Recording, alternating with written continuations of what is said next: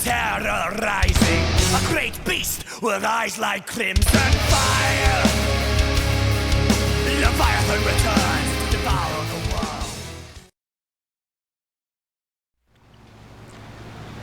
What's going on, guys? Welcome to episode 6 of Let's Play War Thunder. And look at this map, man.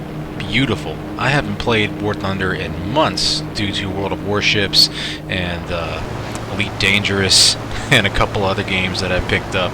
But man, this snow map is beautiful. I'm in the Hawk, I think this thing's called, P-36, and forgive me if I'm incorrect in that statement, but again, haven't been playing War Thunder a whole lot, so I kind of forgot a whole lot of stuff. But I'm in this plane, flying around on a ground strike map. I do believe this is what this is, and this is probably the highlight of my day in War Thunder, and this game isn't even all that spectacular.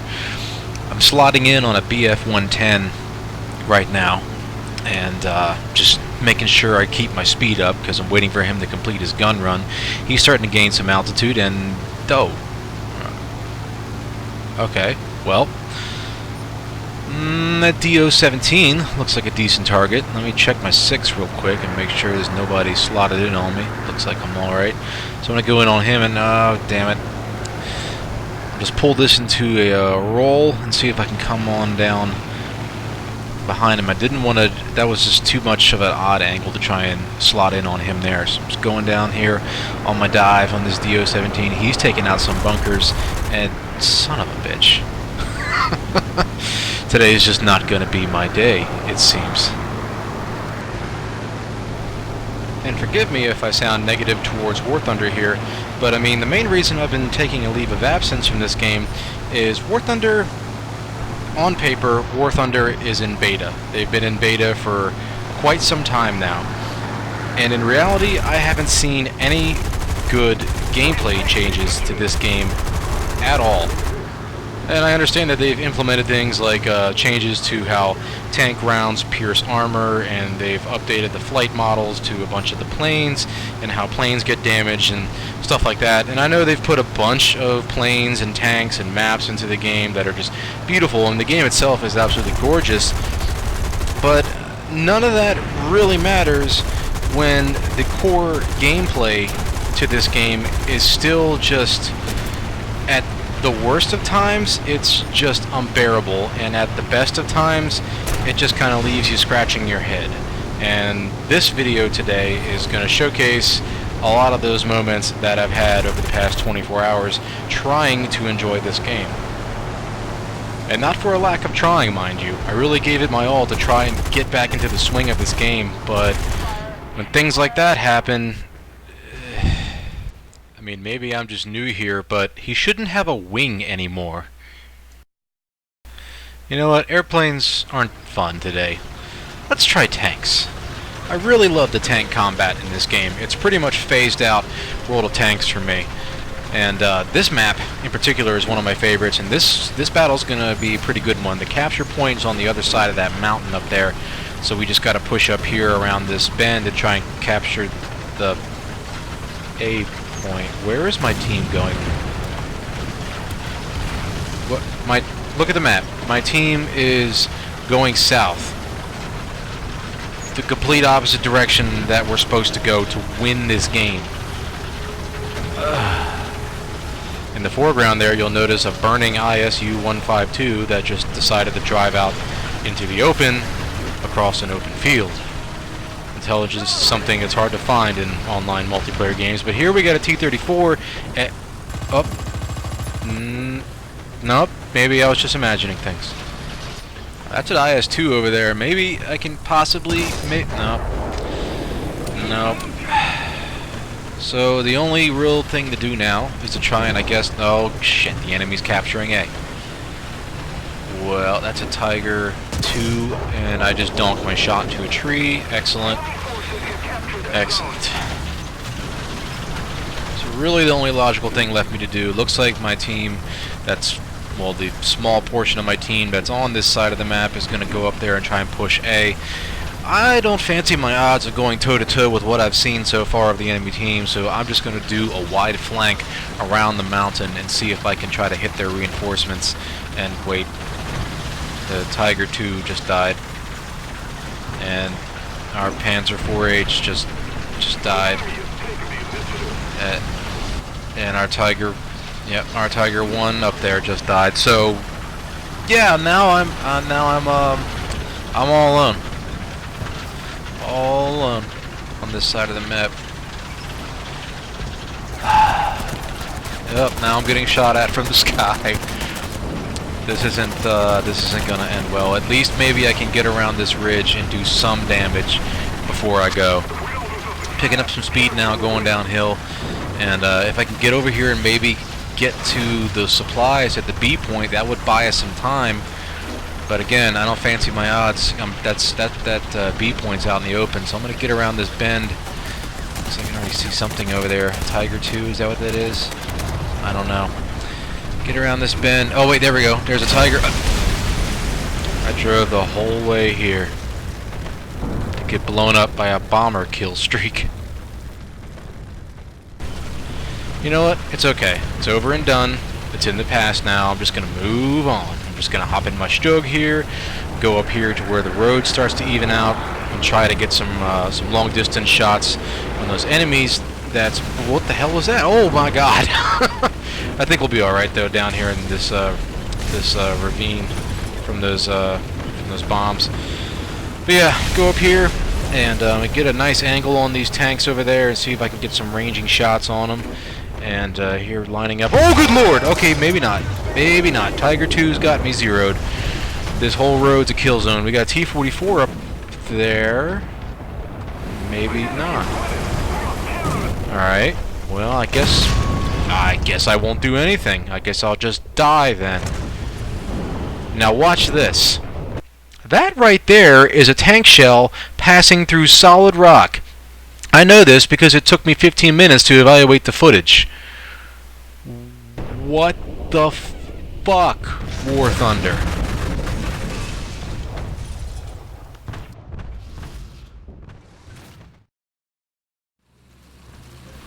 This replay is going to bring out pretty much the main topic of today's video, and that is view distance and detectability. How does it work? Seriously, that was a real question. Somebody answer that for me. How does it work? I've been on the forums, I've been on Google, I cannot find a reliable answer anywhere how detectability and view distance work in arcade battles. Because from what I can gather, you can pretty much see for an infinite range. In most games, when the matches start, both teams can see each other in the spawn right off the bat, and they're just exchanging opening skirmishing fire right off the bat. This map in particular is so heavy with terrain and foliage and trees and stuff of that nature, it should be impossible to detect anything until it's right on top of you.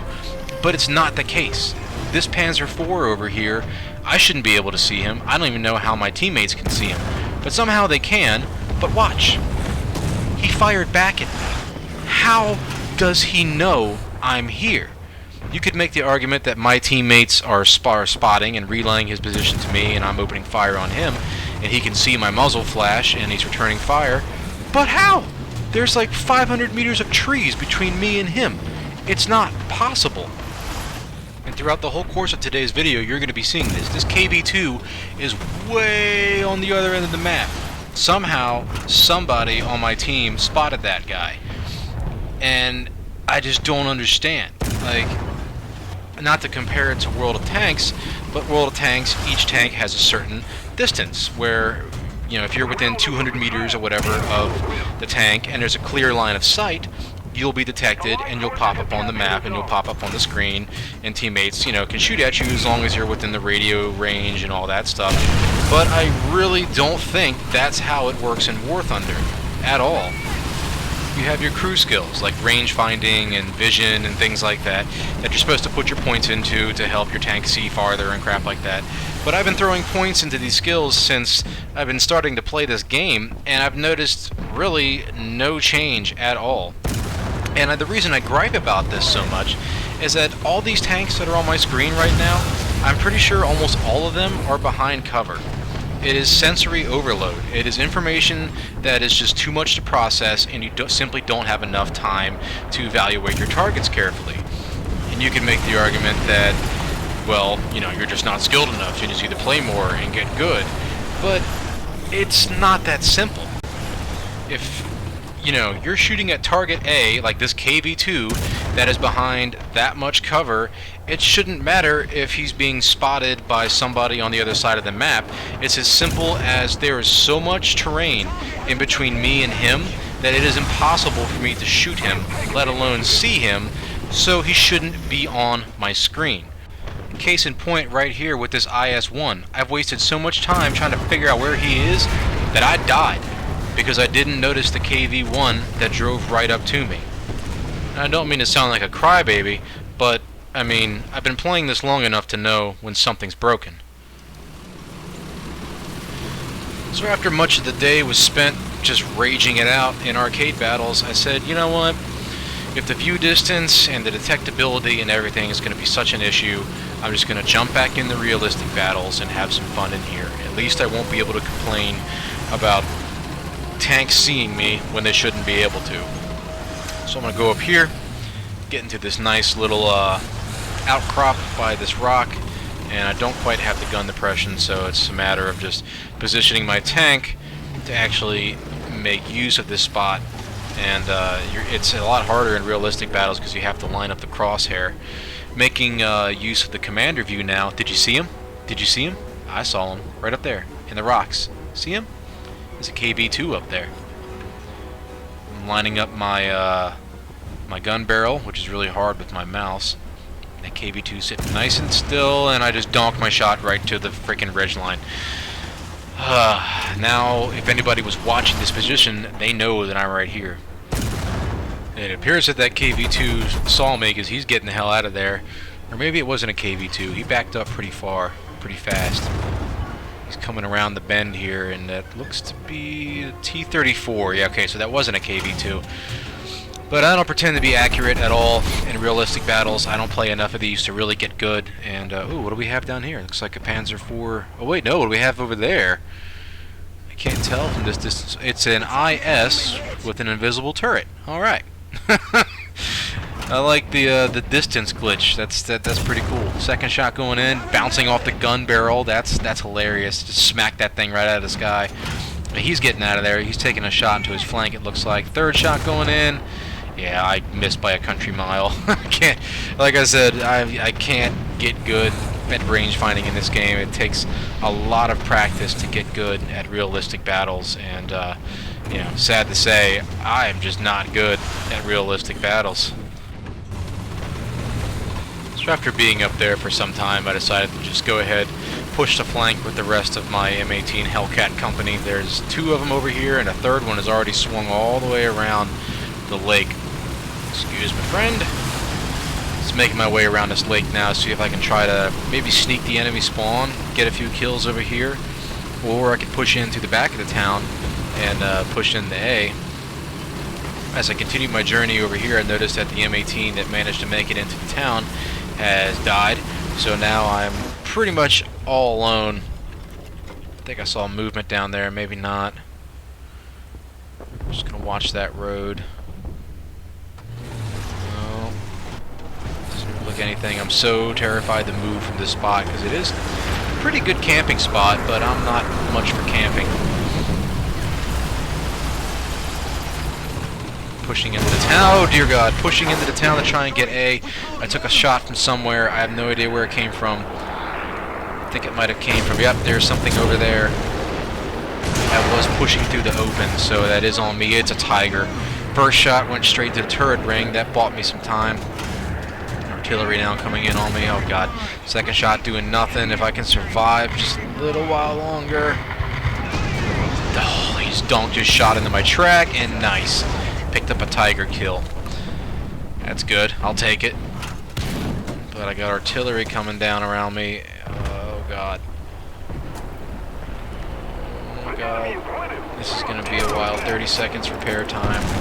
Just talking in chat that I took out a Tiger near A. because there is no marking or spotting or anything like that in this game. And I'm on fire with no fire extinguisher. Nothing I can do. Panzer IV. Oh, you camping little bitch. A few minutes later, I'm back out in my Sherman with the 76mm. Pretty sure that's the Tiger I took out in the Hellcat. But there's a Panzer IV around here somewhere, and I don't know where. I don't know if he's in the same spot. I mean, he had to have moved. I mean, everyone knows there's a kill cam in this game, so... But I'm being careful now. I'm checking my corners. Because clearly the enemy is camping in this city somewhere. And I'm getting my wish. There's nothing on the map, and I'm not seeing through buildings where there's enemies and stuff, so I really have to be careful and check my corners here, because you never know what you're going to find. That Panzer IV was around here somewhere. Oh, he's right there. Alright, so maybe realistic battles isn't my thing today either. This here is the straw that broke the camel's back for me today.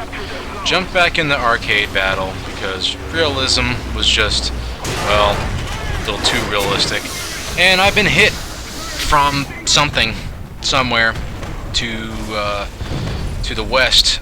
I have no clue what it was, or how they saw me, or how they even got a shot on me, because there's so much shit in between me and them over there. Like, look at this, I can't even get a bead on them. That's how concealed they are. But I have no way to fire back, and apparently they can light me up like no tomorrow. So I'm stuck here. 16-second repair time, and I'm in the sights of a T-34-85. The track's been damaged again. A bunch of shit. Just got hit by a Tiger. I can't even rotate my turret anymore. I have a full minute to sit here and ponder life and question why I even play this game anymore because of shit like this. And I understand that I'm out in the open and that I should have took a more cautious approach across here, and yeah, okay, I got that. But when stuff like this happens,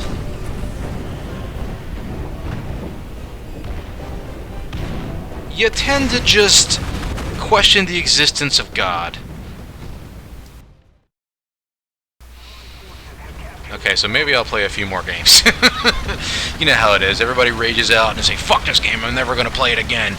But it's War Thunder. This game is too beautiful to put down. Driving a tank in this game is about as close to driving a tank as any of us are ever going to get in life. The way they feel over the terrain, the way the guns sound when they go off, the way Panzer IVs explode when you just shoot them in the ass from, you know, over half a kilometer away. It's so satisfying. There isn't a game on the shelf that gives me more satisfaction than I get when I have a good game in War Thunder tank battles.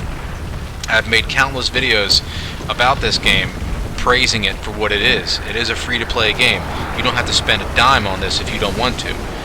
But it's just little things that I'm finding coming back to this game after a break that really, it makes the game almost unplayable for me.